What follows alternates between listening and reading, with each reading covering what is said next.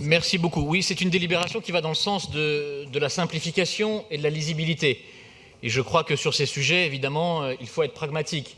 Parce qu'il est très difficile de contrôler le chiffre d'affaires de tous ces petits commerçants qui font évidemment le bonheur, la joie des Parisiennes et des Parisiens. Vous l'avez rappelé, Madame Premel, je partage votre attachement.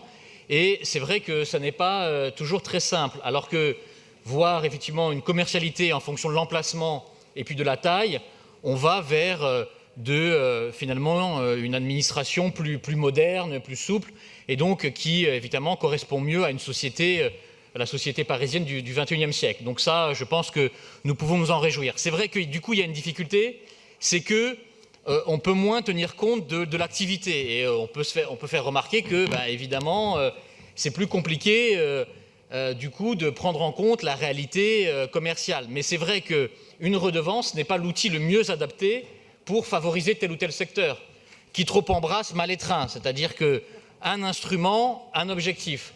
Et ce n'est pas la redevance qui peut à la fois finalement assurer l'égalité en fonction des emplacements, en fonction de la taille, et puis aussi soutenir un secteur particulier. La ville de Paris a d'autres moyens pour soutenir les secteurs auxquels elle est attachée. Donc je crois que ça va effectivement dans le sens d'une simplification qui est bienvenue, et par ailleurs, ça n'empêche pas d'ailleurs de réfléchir à encore une évolution des outils. Alors là, on est obligé d'adapter les conséquences de l'ordonnance, mais on peut encore réfléchir éventuellement au cadre législatif, aux écosystèmes, pour que on puisse, par exemple, introduire des forfaits qui, eux, tiendraient compte de l'activité.